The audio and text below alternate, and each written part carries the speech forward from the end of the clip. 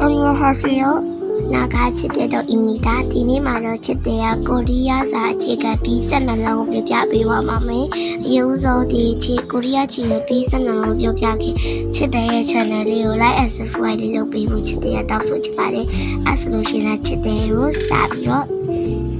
뼈라자노 가 인사 말에မြန်မာလိုခငယ်ခါလို့ရေးပြီးတော့ဟောဒီလိုလေးရေးပါရှင်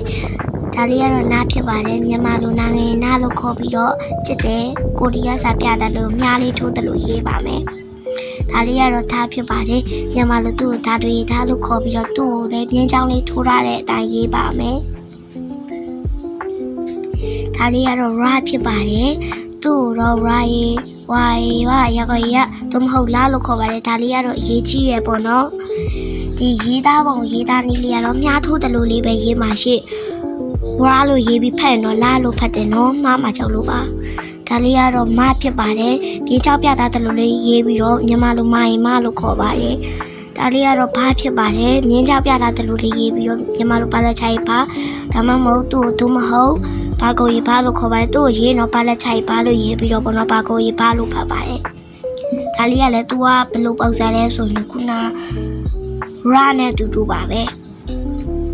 ဒီဟာလေးပေါ့နော်ဒါလေးနဲ့သူကပုံစံတူပဲပေါ့နော်သူတို့နှစ်ယောက်ကို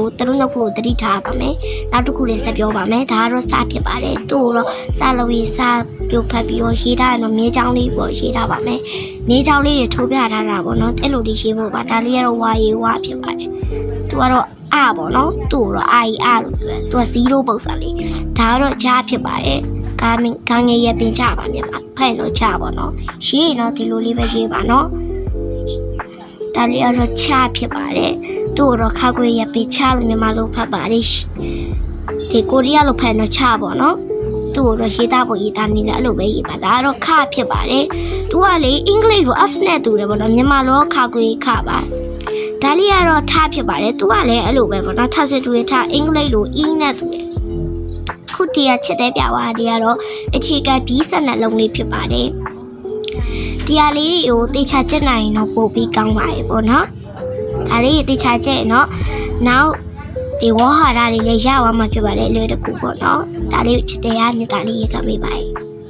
အခုချစ်တဲ့လူရေးသားဖို့ရေးသားနေလေးပြောပါမယ်ကိုရီးယားစာအခြေခံပြီးတွေတရားတွေရေးလို့ရှိရင်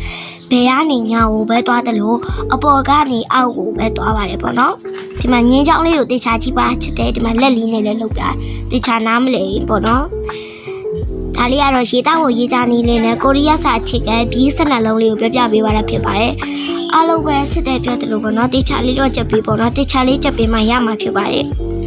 ချစ်တဲ့ channel လေးကိုအားပေးတဲ့ပရိသတ်ကြီးတယောက်ချစ်စီတိုင်းချစ်တယ်ရချစ်ပါတယ်နောက်ဗီဒီယိုတွေမှာစုပ်ကြည့်ကြမယ်နော်အားလုံးပဲတ